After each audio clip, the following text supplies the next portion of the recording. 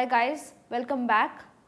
Let us now talk about the second aspect of environment and media and the relationship between environment and media with respect to individuals and the role that they play in climate change adaptation through media.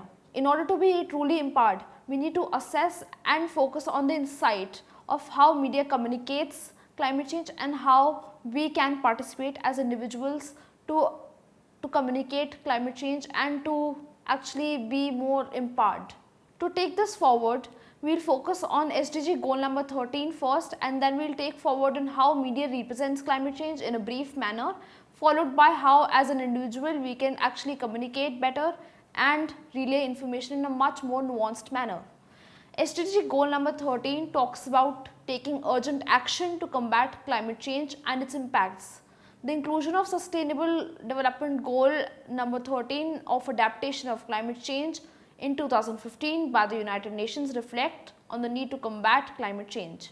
While SDG Goal 13 focuses on individual as well as institutional efforts to take action on climate change, including mitigation, adaptive capacity, as well as climate policies at national and international level, the goal also highlights the importance of education and awareness about climate change and its impacts.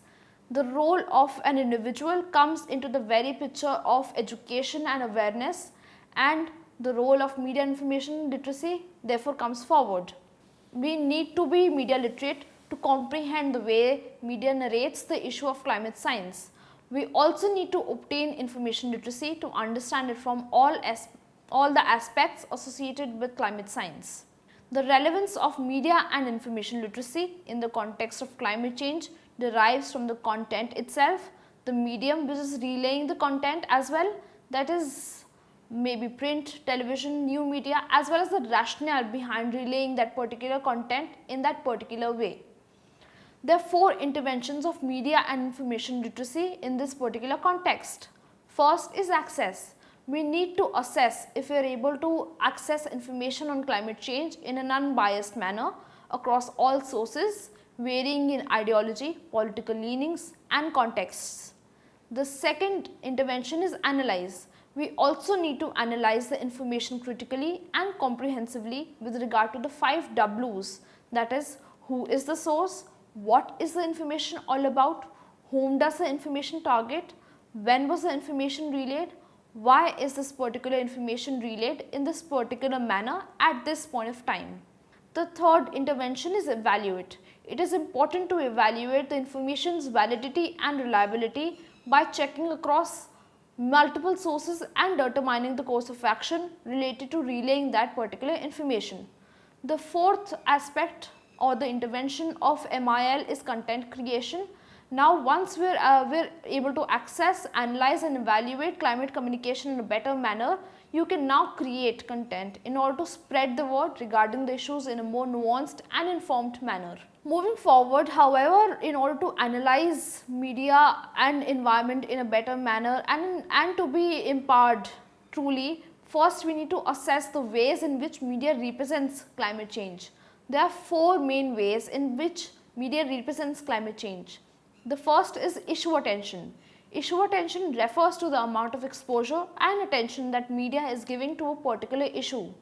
For example, in climate communication, it was observed that there was an increase in media coverage in late 2006 and early 2007 due to the release of Al Gore's An Inconvenient Truth and release of IPCC's 4th assessment report in 2007. However, there is a contrast in media coverage and attention on climate change between developed and developing countries. While countries such as Canada, USA and UK give higher media coverage to climate change, low coverage is observed in European countries and the lowest coverage on climate change in the global south, even when developing countries are more vulnerable to climate change. The second way of media representation of climate change is textual representation. Textual representation refers to the usage of words and phrases to represent a particular issue. The term climate change, greenhouse effect and global warming are used interchangeably or inconsistently by the media across countries. There is also difference in definition of climate change by IPCC, that is Intergovernmental Panel for Climate Change, and UNFCCC, that is United Nations Framework Convention on Climate Change, which leads to chaos and confusion as to how climate change should be defined. Moreover, when we talk about textual representation, there is a prominence in themes of alarmism and catastrophe across media houses. Therefore, there is less focus given to language and framing of terminology. Also, a lot of extensive jargons are being used with reference to climate science, which makes the issue of textual representation even more problematic. The third way of media representation of climate change is visual representation. Visual production refers to the producer's visual forms of climate change as well as the visual images of climate change. Visual representation of an image includes visual effects, composition as well as the visual meanings derived. The narratives that images pose on the juxtaposition of news reports on climate change influence the way the audience perceives the issue. Moreover, from an academic perspective, there is a lack of focus on visual representation in Global South as compared to the focus on visual representation in the Western countries. The fourth way of media representation and the most important one is framing. Framing highlights some aspects of the issue while neglecting other issues. Moreover, when we talk about climate change from the perspective of media framing, there is a shift of media frames from scientific to socio-political frames. There are also four main strategies of framing when we talk about climate representation. First is stakeholder framing, as in how a stakeholder is being quoted, what is he saying and who is being quoted. The second main strategy is journalistic framing, as in why a journalist has used this particular perspective and what is he trying to say. The third strategy of framing is content frames, what and why a particular text has been employed in that particular manner. The fourth strategy is visual or multimodal framing, which reflects on the ideology behind selecting particular images or audiovisuals to represent climate change in the media. Talking about the ways of media representation, we also need to emphasize on the themes of media representation of climate change. Why is this necessary? Because we need to analyze and evaluate information in a better manner. The first theme of media representation is episodic coverage.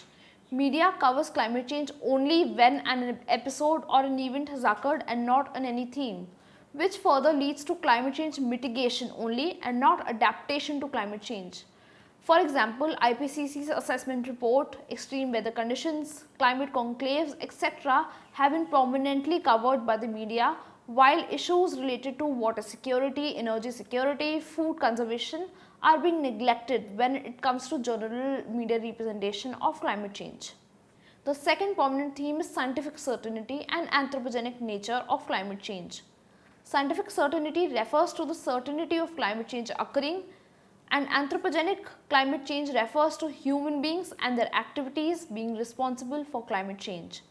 The aspects of climate change are communicated through skepticism, denialism and contrarianism, all of which are on the negative tangent of climate change and stand opposed to scientific certainty and anthropogenic nature of climate change, which furthermore delineates us from the aspect of climate change communication and environment communication in a more positive light. The third theme of media representation is attribution of responsibility. Attribution of responsibility triangulates between owning up to the cause and effect of climate change. Moreover, attribution of responsibility in the media is being represented from a political stance, that is, developed countries blame the developing countries and the economic development in the media, while developing countries blame the developed countries and their economic development for climate change.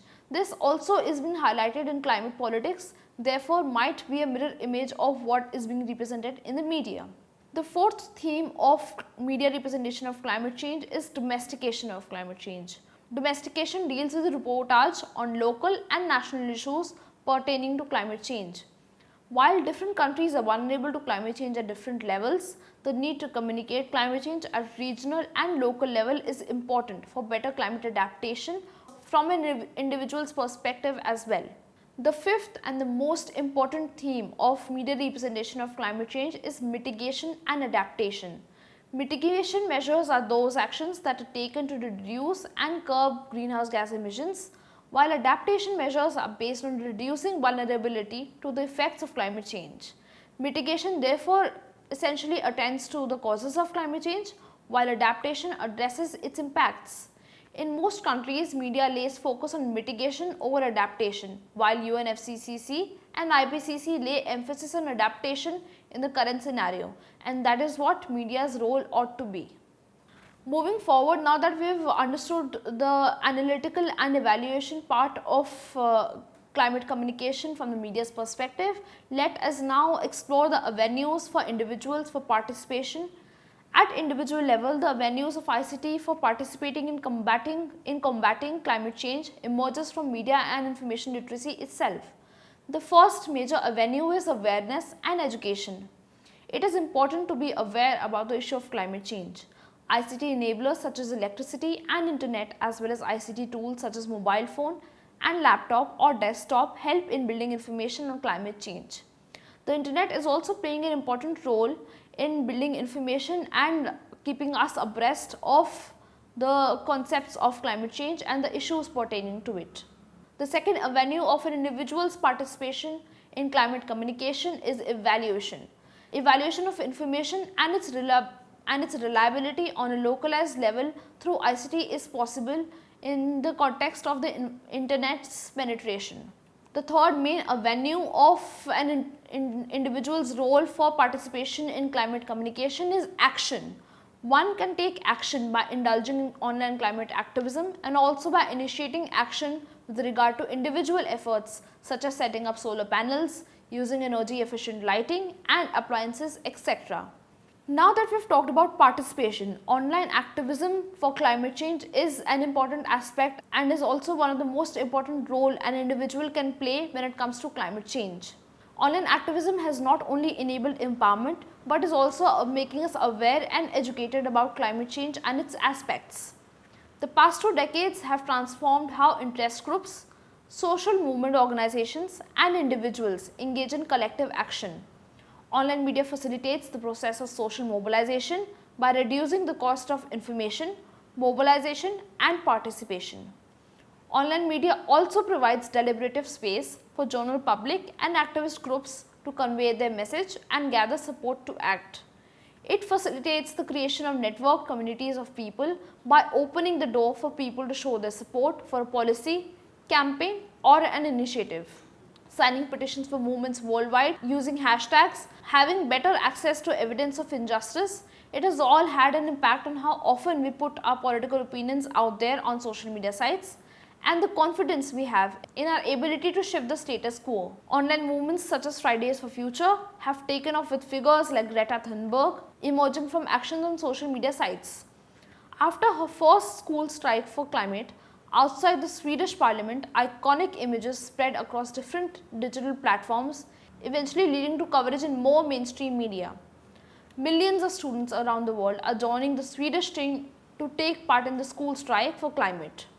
Now, Greta uses her massive online following to highlight all kinds of environmental issues and causes, receiving thousands of likes, shares and comments on every post.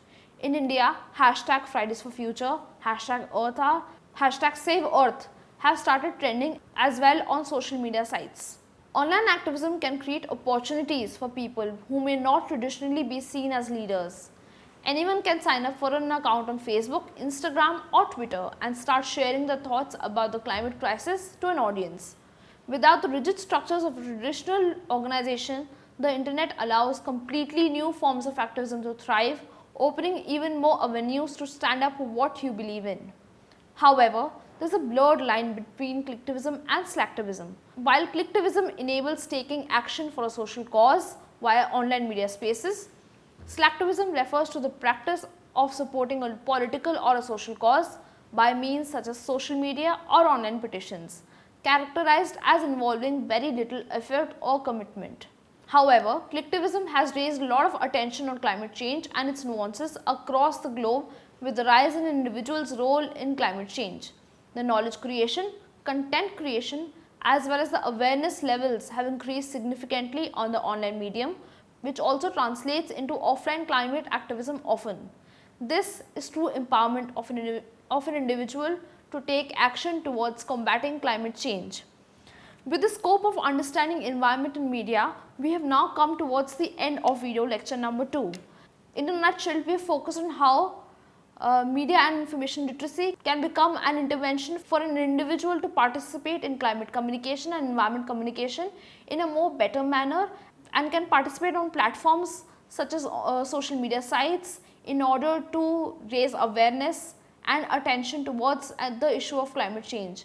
So let us gather together and follow the footsteps of a young teenager like Greta Thunberg towards empowering ourselves, raising awareness, and for the betterment of the environment. Thank you.